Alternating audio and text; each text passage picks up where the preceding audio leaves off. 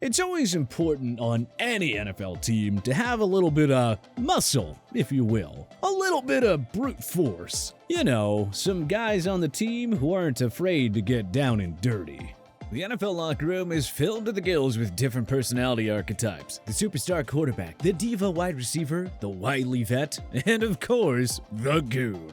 You know the archetype we're talking about here, the meathead player who maybe at times is a bit of a bully, the guy that you love when he's on your team, but might otherwise hate. So today, let's take a look back at 10 of the biggest goons in NFL history. Looks like Donald and Pugh getting together. These NFC West rivals.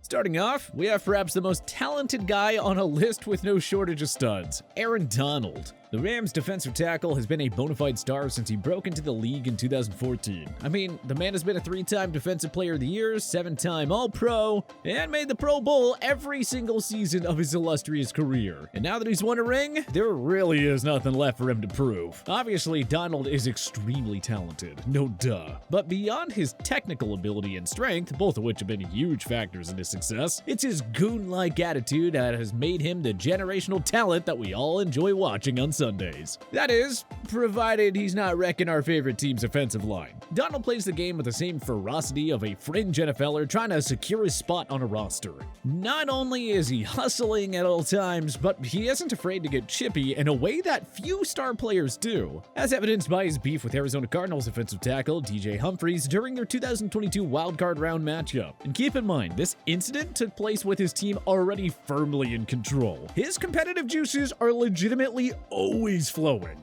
After all, we're talking about a guy who wasn't afraid to find an opposing player he was beefing with after the final whistle, which is exactly what happened following a 2018 victory over divisional rival Seattle. Donald and offensive lineman Justin Britt had an altercation during the game, and once time ran out, Donald was sure to seek out Britt for an explanation.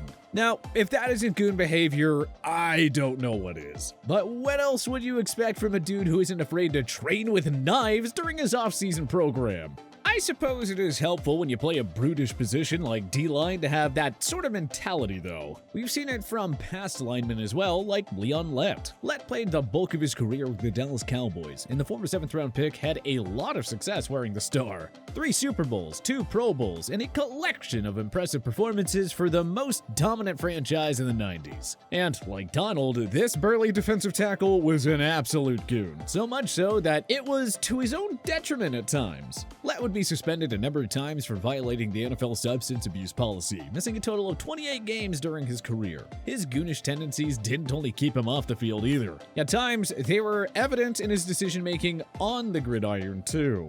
He has 2 legendary blunders, a fumble before a would-be touchdown in Super Bowl 27, and an epic failed recovery after a blocked field goal during a Thanksgiving Day game.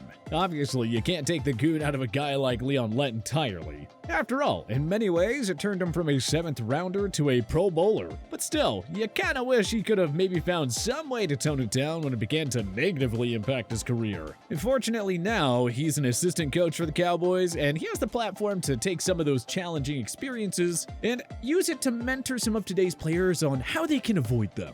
Too bad a goon gone wrong like Brian Bosworth didn't have an experienced mentor like Lett to look up to during his short-lived days in Seattle. The Boz, as he was colloquially known as, first developed his, let's say, boisterous reputation during his college days at the University of Oklahoma. He was known for rocking rebellious haircuts like his infamous flat top or that gnarly mohawk. Pretty much anything he could do to generate more attention, he was willing to do. As for being a bully between the numbers, well, Boz was often toeing the line between hard and dirty play. Bosworth wasn't afraid to go to the other bullies on the block either, as evidenced by his steadfast feuding with the NCAA. The man revealed a shirt during a bowl game that said NCAA, National Communists Against Athletes. The Boz's goon routine, however, didn't play out nearly as well in the professional ranks as it did in college, where he won a national championship. He appeared in 12 games in his rookie season, playing decently for the most part, but he really became known more for his brash personality and appearance than anything he actually did on the field. That didn't stop him from trying to maintain his bully reputation, though, even if it came back to bite him. Like it did when he publicly called out Bo Jackson ahead of their matchup, only to have him run wild for 221 yards and 3 touchdowns, one of which he ran Bosworth right over to get. Even so, you can't have a list of biggest NFL goons without Brian Bosworth. The man embodies the term in every single sense.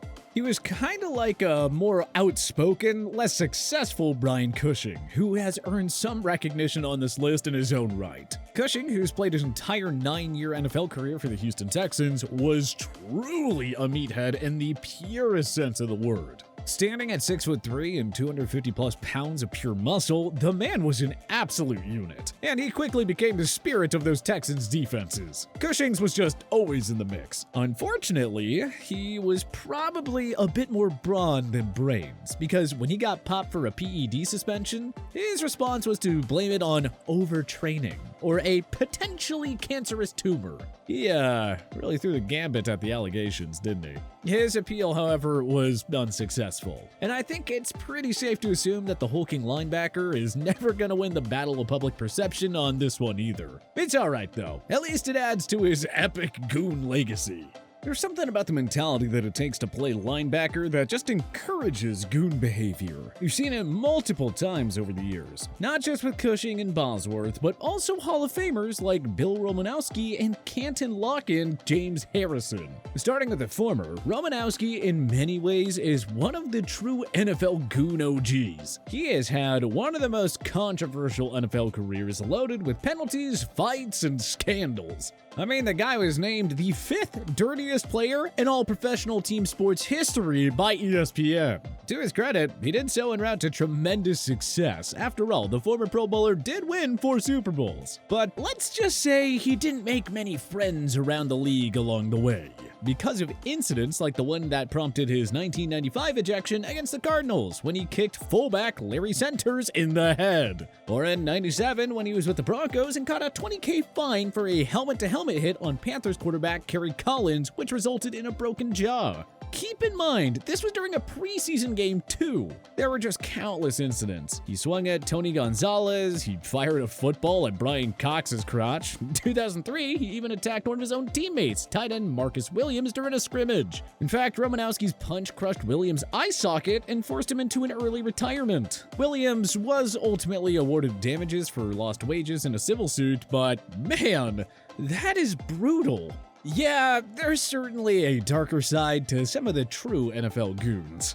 Moving on to Harrison, this longtime Steelers linebacker was a goon by nature, as evidenced by some of his alleged antics as a high school kid, a la the time he challenged an assistant coach to a fight or when he fired his BB gun in the locker room. But, I mean, also out of necessity. At 6 foot even and with a mid-major pedigree, Harrison was largely overlooked during the 2002 draft. The Steelers, to their credit, saw something in him and signed him undrafted. But still, Harrison certainly had his work cut out for him in his NFL journey. He spent 2 years on and off the practice squad for Pittsburgh, and at one point he had a stint with the Ravens and their NFL Europe affiliate, the Rhine Fire, all before he eventually broke through in the Steel City after a couple of training camp injuries opened an opportunity for him. An opportunity that he seized largely due to his hard-nosed mentality and aggressive play. He has had a couple of epic moments that really cemented his goon legacy as well, like in 2007 when he wrangled up an intoxicated fan that had ran onto the field. Harrison, like Romanowski, played an aggressive brand of football, which really towed that dirty line. So much so that there was a controversial Men's Journal article written about him, titled James Harrison, Confessions of an NFL Hitman. That there says it all about James Harrison, the football player, NFL Hitman. On the other side of the ball, we have a couple of all-timers too. Take Conrad Dobler, for example, the man once known as the dirtiest player in the NFL. The 3-time Pro Bowl offensive guard had a fully loaded arsenal of unsportsmanlike tactics that he was well known for using. And because he played back in the 70s, when football bore more resemblance to its gladiator-esque origins, he was able to get away with some really gnarly stuff. Dobler took pride in the way that he played too. I see defensive linemen jump to knock a pass down. When that happened near me, I'd smack them in the solar plexus, and that got their hands down real quick. It's that kind of antics that got him on the cover of Sports Illustrated for being the dirtiest player in football. Truly a high honor for a goon like Dobler. In many ways, Conrad Dobler walked so that guys like Richie Incognito could run as much as his dark little heart desired. Incognito is actually a prime example of the duality of a goon. There are so many times that his mentality aided him and his team. He was widely respected as a leader for most of his career, and the edge that he played with provided an undeniable boost. But there were certainly times that he would take it too far, as evidenced by his behavior down in Miami and a scandal that has since been tagged as Bullygate. In the process of trying to toughen up a younger teammate, Incognito crossed pretty much every line imaginable, and ultimately found himself under the microscope of the NFL and the public alike. The fallout from the scandal caused the former Pro Bowler to miss an entire season of his prime. Incognito also, like the rest of the guys in this list, shared in the reputation for occasionally drifting into somewhat dirty tactics on the field. But hey, what else do you expect from one of the biggest goons in NFL history? Moving to the backfield, we have fullback Mike Alstott. During his heyday, Alstott was a true bruiser. He stood at 6 feet tall, 250 some odd pounds, and was known for absolutely pummeling through would-be tacklers that made the mistake of trying to wrap him up. Alstott was a menace on the field, and apparently he hasn't changed all that much over the years, as he caught some notoriety in retirement for some comments he made on the Bussin' with the Boys podcast about how soft the NFL has gotten. It is a completely different sport from when he was terrorizing opposing defenses with his brutish running style. Last but not least, we have the one wild card entry, a kicker, Mike Vander, who may not have been quite the brute compared to his peers on this list, but he truly deserves some shine for being a complete goon at a position where it's quite challenging to do so. The Canadian-born kicker famously called out the New England Patriots ahead of their divisional round matchup in 04, telling reporters that they were ripe for the picking and not as good as the beginning of the year, and not as good as last year. That's some stones on a kicker to call out Bill Belichick and co. ahead of a playoff game. It didn't turn out in his favor, as Indy ended up getting washed out pretty thoroughly 20-3, but that should illuminate the kind of goon Vander was despite playing the softest position in the game. But which NFL player do you think was the biggest goon out there? Was there anyone that we missed? Join us in the comment section below. If you like this video and learned a thing or two, clicking the like button helps out a ton, and hey, we appreciate it. If this is your first time coming around to TPS though, subscribing is a great idea, because we put out videos like this every single day. But as always, thanks for watching, and we'll see you guys next time.